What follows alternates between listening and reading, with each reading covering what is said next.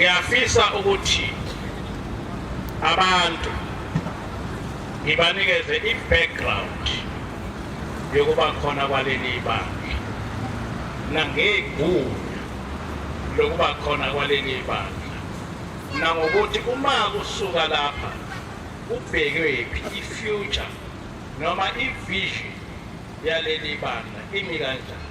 Amen. Ngo-1992 ubaba inyanga yezulu kwakungu-September ziwu-9 wathuma abavangeli abathathu. Ngaleso sikhathi ngangiyimanje emadadeni. Wathuma abavangeli abathathu wabanikeza le moto ebomvu yabafundisi.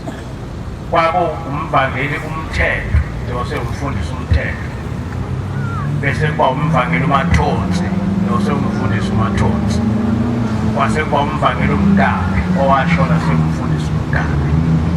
Ngababona sebefika kimi emadadeni bathi sithunywe ubaba ukuthi asizokulanda. Ngakusasa mhla ka-10 September 1992 ngahamba nabo ngaya ebuhleni. Uma ngifika ebuhleni ubaba inyanga yezulu wangibiza kanye nomnewethu umfundisi uBaba, wangena nathi endlini le-estate, yayingakaba yi-estate ngaleso sikhathi. Uthi-ke ubaba wayesengena nathi e-bedroom. Mayifika e-bedroom, le bedroom yayisencane. Ngafika kule bedroom nemjiva igaxwe odongeni iminingi nezinto ezine zingabekekile kahle. Wayesefika uyabuza ubaba ukuthi lezi zinto njengoba yihleli kanjena zibekeke kahle yini. Sathi thina nomnewethu ayibekekile kahle.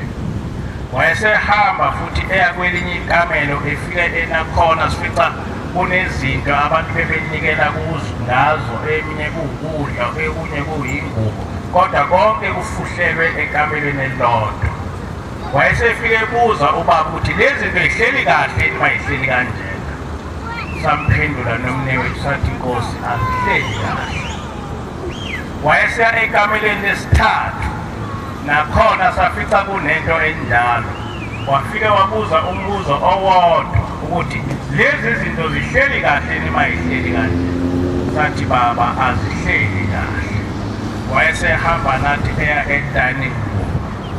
Mayesese-dining room wayesethi ubaba, ngiyazi ukuthi senididekile, angikhulumi ngayo indlu lena, kodwa ngikhuluma ngebandla lamaNazaretha.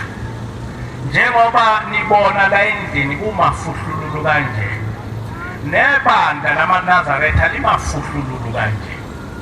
Nansi-ke into ebengibizele yona, ukuthi ukuwa nokuvuka kwebandla lamaNazaretha uNkulunkulu uyokuza kini nobabili. Sengiqedile, hambani. Ukuwa nokuvuka kwaleli bandla uNkulunkulu uyokuza kini nobabili. Sengiqedile, hambani. Ubaba wangibiza wangisuka eNewcastle ezongitshela lokho. Ngathi mangiphuma umnewethu wathi uyamuzwa yena ubaba uthi. Ngathi ngiyamuzwa. Wayesithi-ke le nkulumo kababa ungayitsheli muntu, ngoba uma uke wayitshela umuntu sobe sesizakhele izitha. Niyakuzwa lokho? Angizange ngayitshela muntu lento, yazwa yithina sobabili. Kodwa kwathi ngo-2003 sisentabeni yaseNhlangakazi kuJanuwari, sabona sekungena umfundisi uKhumalo ekuseni. Uma engena umfundisi uKhumalo sisedokodweni nomfundisi uMpapa, wathi ngithunywe kini, ngithe ngilele, kwafika umuntu ephuma lapha nakwababa, kodwa ukhulume ngezwi. Angizange ngabona noma ubaba ilanga noma ubaba mkhulu, kodwa kuthena angize kulaba bafana bakwaMpapa ngizobuza ukuthi basakhumbula yini ukuthi inyanga yezulu yathini kubo. Sabhekana emehlweni nomnewethu, umnewethu egcina emtshelile umfundisi uKhumalo. Wayesethi umfundisi uKhumalo, nihleli nento engaka, namtshela nobaba uThiko lento. Sathi thina asimtshela. Wayesethi umfundisi uKhumalo, kufanele ukuthi ubaba uThiko eyazi lento, mina ngizohamba ngiyomtshela. Nangempela umfundisi uKhumalo wahamba wayomtshela lento ubaba ngoJanuwari 2003. Angizokusho ukuthi ubaba wathi. Kodwa inkinga engahlangana nayo emva kokuthi lento siyivezele umfundisi uKhumalo, kwaba ukuhlaselwa abafundisi ngendlela eyisimangaliso. Basihlasela ngoJulayi 2003 wathi umnewethu uyafika emhlanganweni, wavele wagula, washawa intamo waze wabuyiselwa emuva, walala lapho kusukela ngo-2003 kuze kube namhlanje. Ngase ngisala ngedwa njengoba ngimini njena sekukabili, bese kuzoba ngokwesithathu lokhu kuhlangana abafundisi nabanye abantu bevele bengakhele amanga bese bengikhipha esontweni. Uma bengikhipha esontweni ubaba engilapha, wathi ngokwesibili babuya futhi bahlangana bangikhipha esontweni. Lapho engathi ngavikela khona ngamakhosi, basho bathi bazongibulala, kodwa ngingaqondi ukuthi kwenze njani. Kwahamba kwasekuthi 2006 kwasekufika lengilosi uhlalele. Angizokusho-ke zonke izinto eyayishoyo, kodwa ngo-2008 yayisithi ingilosi, usakhumbula yini ukuthi ubaba inyanga yezulu wathini kuwe? Ngashawa uvalo, kanti kwenze njani? Ngase ngithi ngiyakhumbula. Wayesethi, uyazi ukuthi yini uhlale uhlaselwa lapha esontweni? Ngathi mina kangazi. Wathi njengoba uhlale uhlaselwa nje, lento eyakhulunywa ubaba inyanga yezulu yawela komubi. Ikhona-ke uhlale uhlaselwa, kodwa lokhu kuhlaselwa kwakho kwamphatha kabi ubaba ilanga. Ngisho ingilosi lokusheshana. Lokhu kuhlaselwa kwakho kwamphatha kabi ubaba ilanga. Lento eyayikhulunywa ubaba inyanga yezulu yayingasuki kuye njengomuntu, yayikhuluma isuka kuNkulunkulu.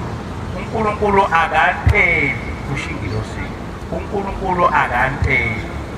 Lento eyakhulunywayo angeke ivinjwe muntu, nawe futhi ngeke uze uyivimbe, ngoba ayizange yasuka kuwo, yasuka kuNkulunkulu, ngeke futhi ishintshe.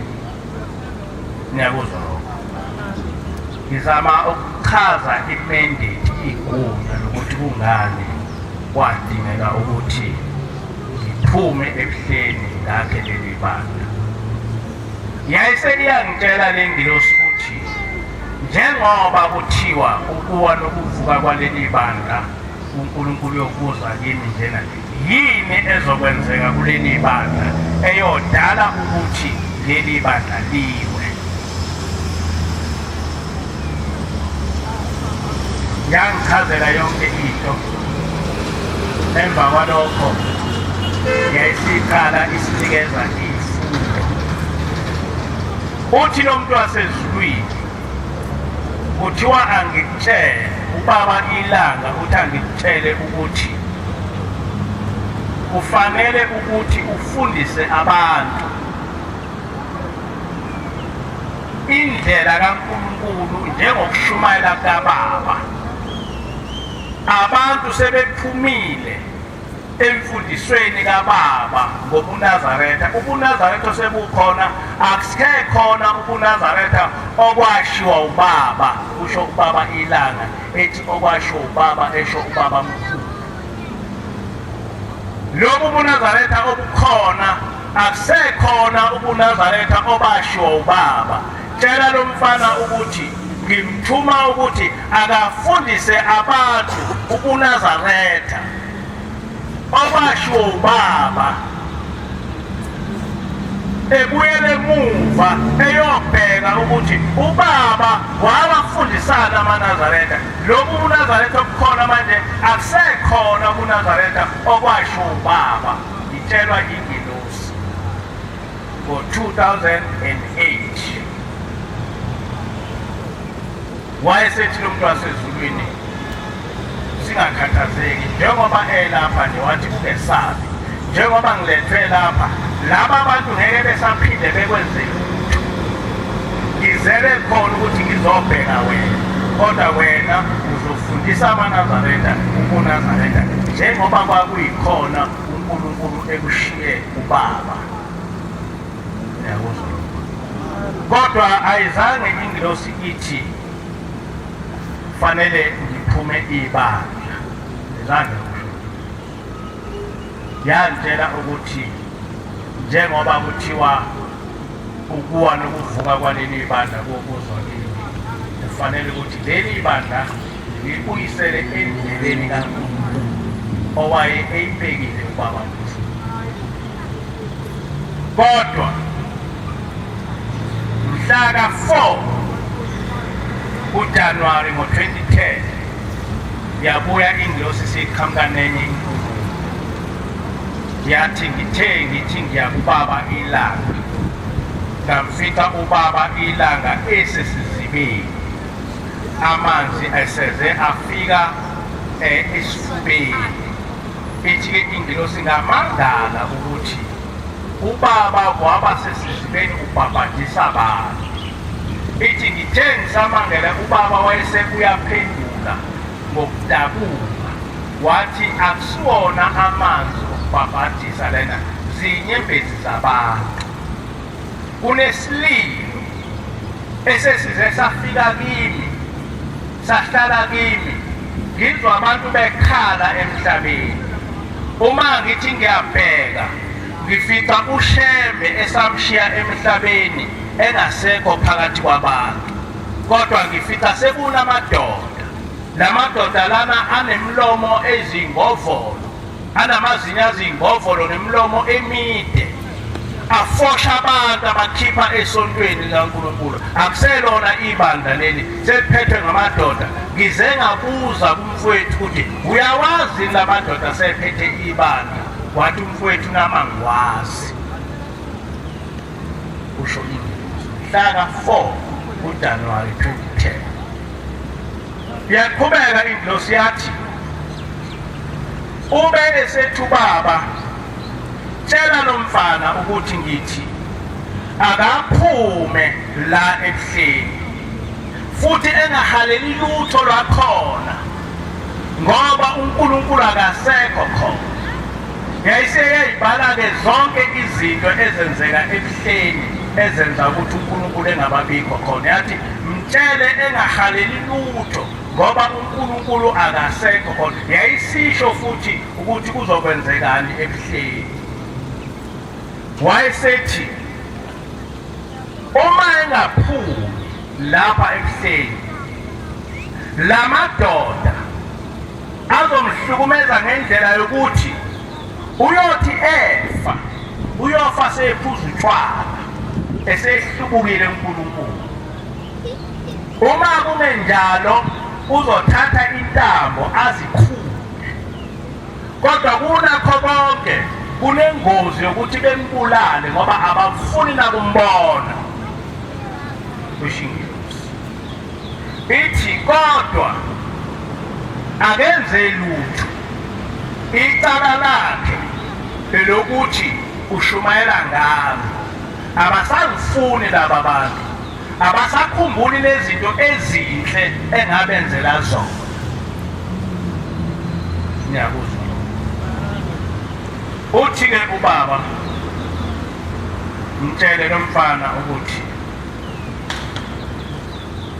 ngithi akangakhele indlu kaJehova. Uma-ke